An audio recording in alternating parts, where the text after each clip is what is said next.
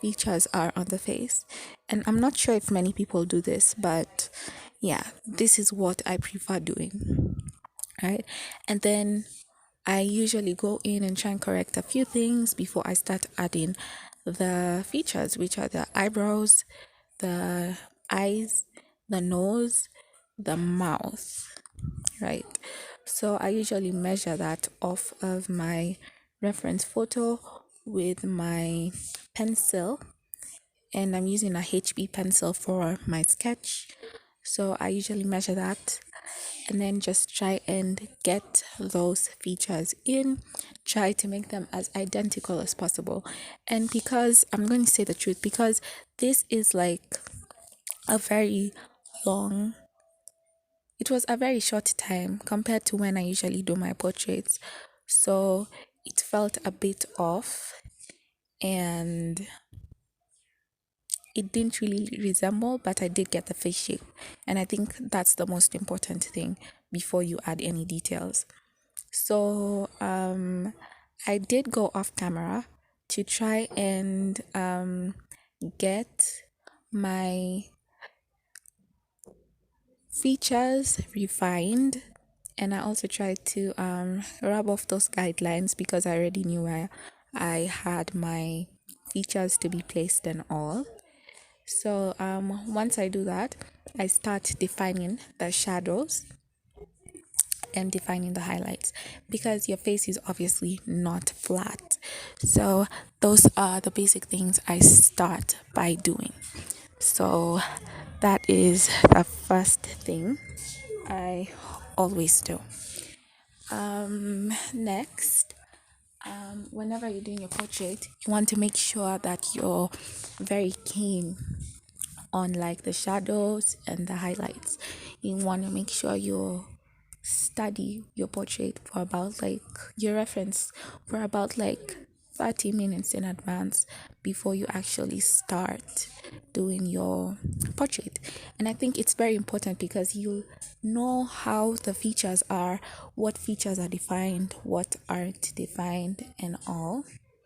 And for me, I use my 3B pencil, 2B pencil, and 6B to do a few shadows on the face. just to define the bones, just to define the features on the face and just make it look good. So that's what you want to do. You need to study your reference before you actually upload it, right? The next thing I would obviously tell someone is you want to have your portrait on like a slightly raised surface, because once you're doing it when it's low, like when it's on a flat surface, you just don't get those proportions right. Especially if especially if the reference is not on the flat surface. So if you're drawing a live portrait, you want to incline your paper directly towards you so that you can get those proportions right. It's all about proportion, and you need to be very specific with it before you decide you want to go into portraiture, right? Next, you also want to make sure that your pencils are sharp. You know how much pressure you want to add into the drawing. Like here, the nose drill is, you can't see anything, so you just want to make that as dark as possible. You just want to make it look as deep. You want to create depth on your face because it's not flat, and so that pressure that you give your your pencils on the drawing is very, very important.